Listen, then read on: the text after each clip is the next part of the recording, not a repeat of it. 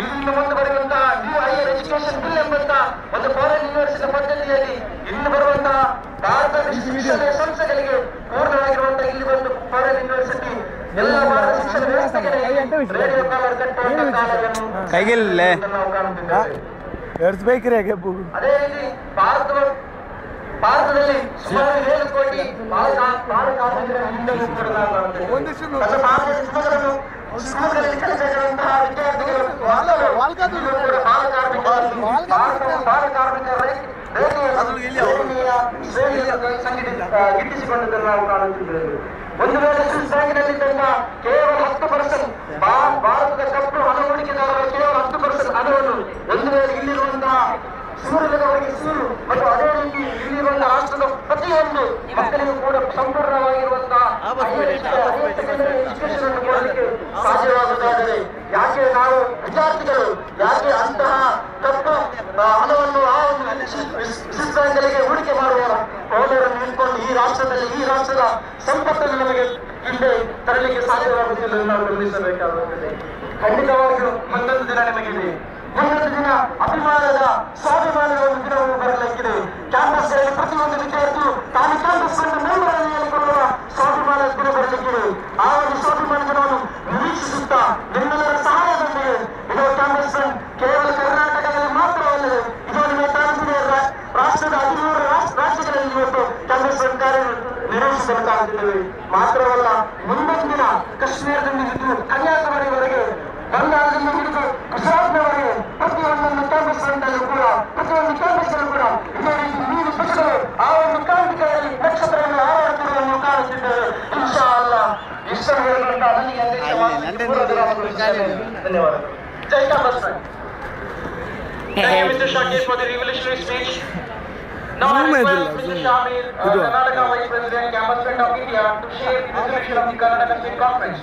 ಕಾರ್ಯಕ್ರಮದ ಕೊನೆಗೆ ರಾಜ್ಯ ಸಮಾವೇಶದ ನಿರ್ಣಯವನ್ನು ಓದಲು ಶಾಮೀರ್ ಕರ್ನಾಟಕ ರಾಜ್ಯ ಉಪಾಧ್ಯಕ್ಷರನ್ನ ಪೋಡಿಯಂಗೆ ಆಹ್ವಾನಿಸುತ್ತೇವೆ. Good evening, friends. It is a very happy moment for all the students of Karnataka. For the first time in the history of Karnataka, Campus Fund of India has organized its first successful state conference.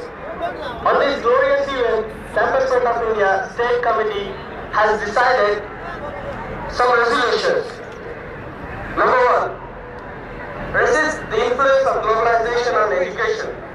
In the last decade, we have seen growing influence of globalization on education. Number of education institutions are popped up which have converted education into business for exploiting the students' community. The ever-increasing fees of various courses have made acquiring education an unachievable dream for backward and marginalized such students. The syllabus of the courses are also designed according to corporate needs, thereby neglecting social issues. This first Karnataka State Conference calls the government for ending the commercialization of education and enact provision to check on fees.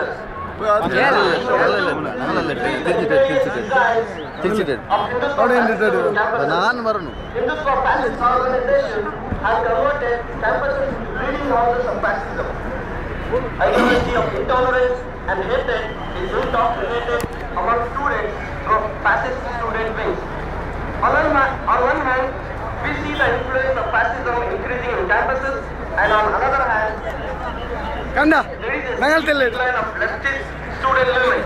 This first Karnataka State Conference also found all the students to resist the nefarious fascist design and strengthen a national student movement to defeat fascism.